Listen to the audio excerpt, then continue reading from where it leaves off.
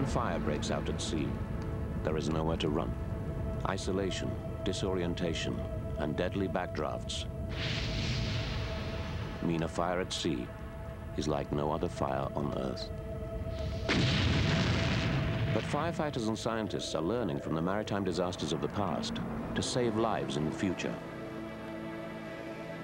From the ultimate in survival technology to groundbreaking training for the elite squads who go into the flames.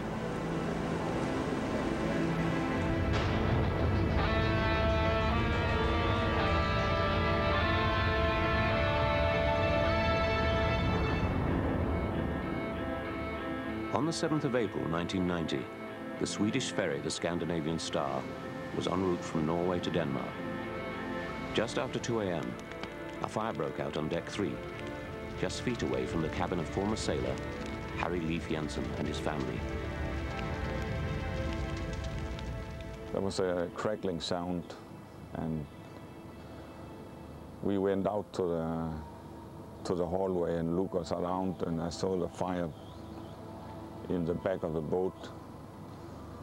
There was a big fire going on. Most of the 482 passengers and crew were asleep. The ship was 40 miles from land, but it would take 3 hours for firefighters to reach the vessel. Survival would be down to those on board the Scandinavian Star. But the 19-year-old ship had previously sailed out of Miami. It had only been on this route for 6 days. The multinational crew were new to the vessel, and the ship's alarms were too quiet to wake many of the sleeping passengers. Harry and his family were separated as they pushed their way up onto deck. I didn't understand what there was no sound from this fire alarm. This was unreal for me. I saw my wife standing with my son on the arm, and I speak to her and ask for my daughter. And she said she follows some others and go through the dining saloon. And I said to my wife, I want to see my daughter here and now. I know there's very, very bad thing going on down there. Harry went back downstairs to search for 12-year-old Heidi. The conditions below deck were now lethal. The walls were on fire, producing deadly carbon monoxide and hydrogen cyanide gases. I was very scared she was in there.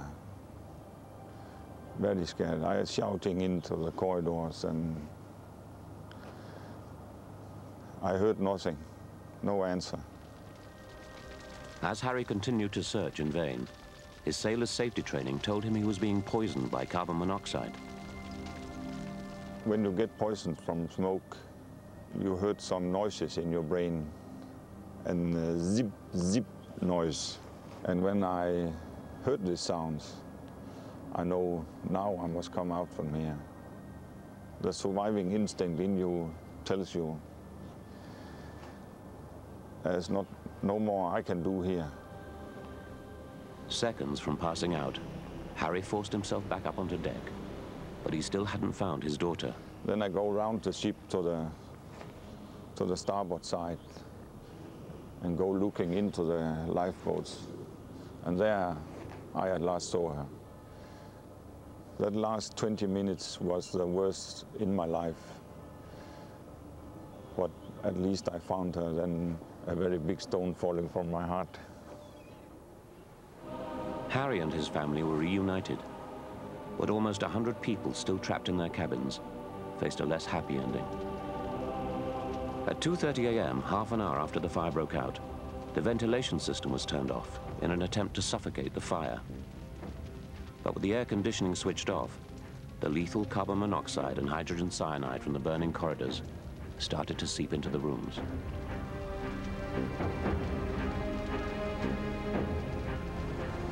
Ships in the area answered the burning ferry's mayday, and the rescue started at 2:50 a.m. But amid all the confusion, the people still below deck were forgotten. On board one of the rescue vessels, the Scandinavian Star's captain confirmed his belief that everyone had evacuated the ship.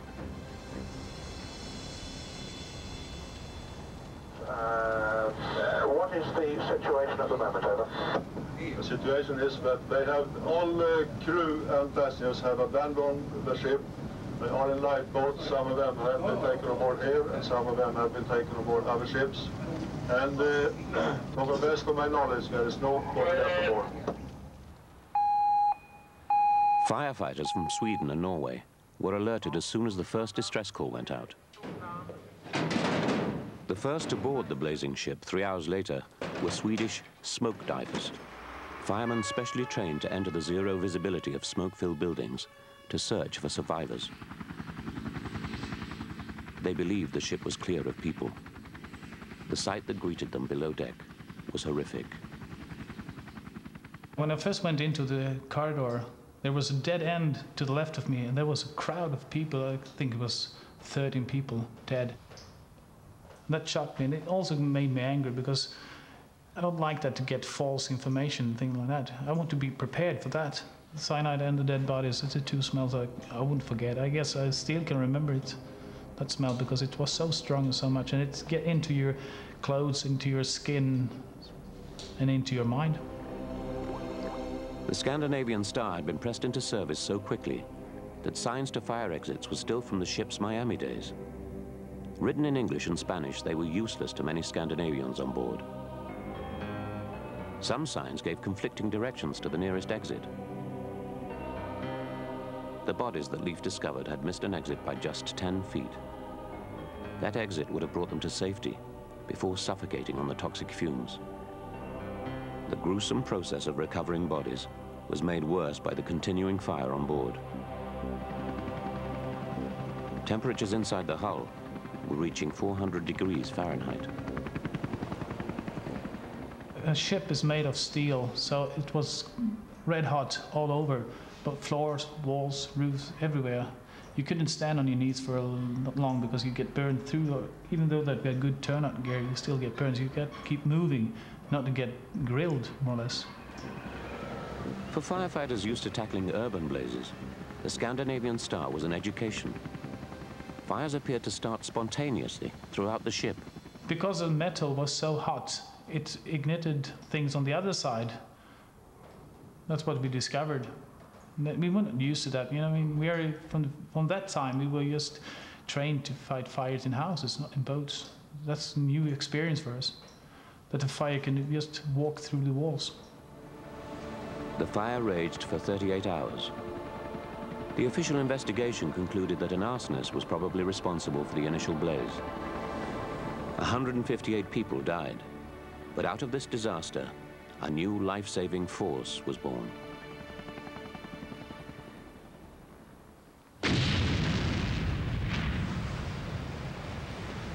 Sweden's rescue operations at Sea Group was formed as a direct result of the Scandinavian Star disaster. Leif and his team are now prepared for the myriad hazards of fire at sea, from tackling fractured fuel lines to boarding a ship from a helicopter. Fighting fires at ships is quite a difference from fighting fires at land, because a ship is so many things in together. It's a hotel, it's a workshop, it's restaurants, everything. And what we do is we have our training center where we train on this kind of fires and to organize ourselves in a proper way and how to read a safety plan for a boat.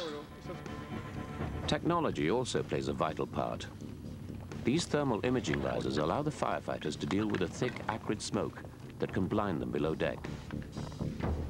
Smoke divers once had to literally feel their way around a ship. Now they can see in places where there was once just darkness. You don't know what you're going to face. I mean, when you enter into a room or whatever, you don't know if it's going to be gas bottles or petrol canisters or whatever, or a hole in the floor. These thermal imaging cameras, that's going to help us a lot to find people, because you come into an environment that is full of smoke, you don't see anything at all, zero, nothing, and it will take you 20 minutes. But if you get a thermal imaging camera, you can do it in maybe 5 minutes, and that's going to save life, a lot's life. Sweden's maritime firefighters now teach ships' crews from around the world, and lives have been saved as a direct result of the Scandinavian Star disaster. When another Swedish ferry caught fire in 1999, the efforts of the well-trained crew and firefighters meant only one of the 1,300 people on board died. Around the world, almost all maritime firefighting advances have been learnt at a price. It took the worst US maritime blaze for half a century to help change the way a ship survives a fire at sea. At around 1 a.m. on the 13th of November 1965, a fire started in stateroom 610 of the SS Yarmouth Castle. The passenger ship with 552 people on board was en route from Miami to the Bahamas. At 1:30 a.m., a crew member, alerted by smoke, opened the door of stateroom 610.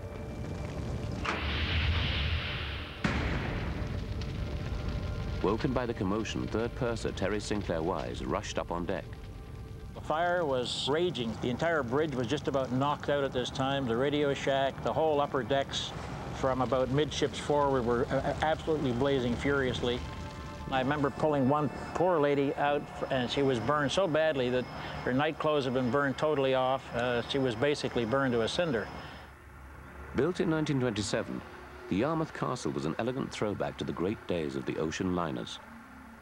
Much of the ship was constructed from wood. Paneled corridors ran the length of the vessel, and open staircases connected the decks. Once the crew member opened room 610, the fire raced along the wooden corridors. The room was next to an open stairwell. This created a deadly chimney effect. Flames and smoke were drawn up through the stairwell and passageways to the upper decks. The fire trapped many passengers in their cabins. The sides of the ship were actually buckling. The masts looked like they were wilting, and the flames had to be a couple of 100 feet in the air. Within minutes, the bridge caught fire. The ship's public address system was destroyed. No announcements could be made. This caused total chaos. Unfamiliar with the ship's layout, many passengers became lost in the smoke-filled corridors. Pure pandemonium. Everybody running in different directions. Wives looking for husbands, mothers looking for kids, families totally parted. Many of the crew were just going over the side, grabbing a life jacket, throwing a deck chair off, jumping in after it, hanging onto it, swimming out to sea, really just basically abandoning the ship. There was no one left to organize the evacuation. It was down to Terry and the passengers to save as many lives as possible. Many of them had to be just physically lifted up and pushed. Some couldn't swim, some didn't have life vests, preservers. Debris in the water, the blackness of the water, possibility of sharks. There were so many things happening, it's almost impossible to freeze 1 second, because it was just everywhere. Bedlam, confusion, screaming, panicking, burns. 91 people died. 5.5 hours after the initial blaze was discovered, at 6:03 in the morning, the ship sank. It was the worst US maritime fire since the Second World War. But this loss of life helped change ship design forever. Wood and other flammable materials are now banned. Instead, steel is used throughout the vessel. Ships must now be able to contain fires in one place. Vertical steel barriers or bulkheads and fire doors are compulsory. They can contain a fire in one part of the ship for 60 minutes, preventing flames traveling through a ship, as they did so devastatingly in the Yarmouth Castle. But the panic and confusion witnessed by Terry Sinclair-Wise on board the ship also highlighted how alien a ship's layout can be to many of its passengers. If I hadn't had even just my 2.5 days on board to know the layout and where I was going, I wouldn't have got out either. But certainly you can't see, you don't know the layout of the ship, there's been no instruction. It's impossible to get out. The inside of a ship can be very confusing to a non-sailor. Many of the corridors can appear identical. With few windows, it can be difficult to get a sense of direction, and finding an exit may involve climbing up and down different flights of stairs. When filled with smoke, this rabbit warren becomes a sensory prison. Using theatrical smoke, emergency escape expert Ed Gallier demonstrates. The cabin is beginning to fill with smoke, although I've got very good visibility in here. I could see for several metres. There's obviously an emergency. I'm going to have to get out of here as quickly as I can. I'm going to go into the corridor and try and find my way out. A special camera gives Ed's point of view. And I'm now faced with a pretty smoke-filled corridor, and I've got no idea which way I should be going, left or right. I'm going to try and go left. In normal conditions, this walk down the corridor is straightforward. When blinded by smoke, it becomes a race against time. A thermal imaging camera shows how Ed's walk has slowed to a hesitant stumble. I'm going to follow the walls and try and feel my way out. Here we are, there's an opening here. Now where do I go? Do I go straight on or do I follow the opening? I think I'm going to take my chance and follow this opening. The thermal image shows that just by using touch, Ed has literally reached a dead end. This is obviously not the way out. I'm going to have to try and backtrack and go back. I've obviously taken the wrong turn. Okay, I can see I'm back in the corridor here. If this was real smoke, I'd be in a lot of trouble now. I've inhaled a lot of smoke.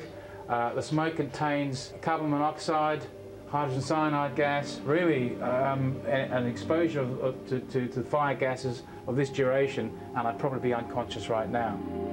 It's essential to get people out of this lethal environment quickly.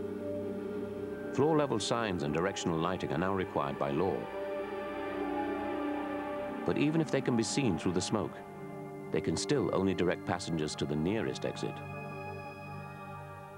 It may, in fact, be pointing you into an area where the fire has originated, and so it's actually not a point of safety. It's actually a dangerous direction to move in. To evaluate how this problem could be solved, Ed has set up an experiment. First, 10 volunteers are put into a smoke-filled ship and told to find their way out, aided only by conventional alarms. Visibility is very poor in here. You cannot see, I'd say, not even half a metre. That's where we came. Some people have no idea where they are. There's one person stuck in the middle of the corridor. He's turned around and he's moving towards the far end of the corridor. It takes the volunteers over 2 minutes to completely exit the smoke-filled deck. But many initially ended up in dead ends. If the smoke had been real, half of them would have died. Next, a revolutionary new British alarm system is tested. The sound alert system can be programmed by the ship's captain to direct passengers, or in this case, a second group of volunteers, to only the safe exit. The second lot of people have gone immediately in the right direction. They're all heading towards the right area. The system uses quick bursts of noise containing all the frequencies audible to the human ear, allowing the escaping passengers to accurately pinpoint the alarms. Even in zero visibility, they just have to keep walking toward the source of the sound, following each successive alarm until they reach safety. They seem to be moving quite quickly along the corridor, heading in the right direction.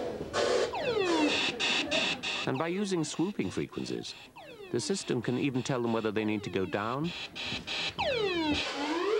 or up staircases. In this second test, a different group of volunteers take less than half the time to find their way out of the smoke-logged corridors. And in a ship fire, every second counts. This prototype system is now being evaluated by companies around the world. Improvements such as this will be vital in minimizing the death and devastation of future fires at sea, because cruise ships are getting bigger. The Yarmouth Castle had 552 on board. Almost a fifth died. Now, cruise ships can carry up to 10 times as many people. The potential for disaster is growing. In 1998, the worst-case scenario happened. A massive cruise ship out of Miami caught fire.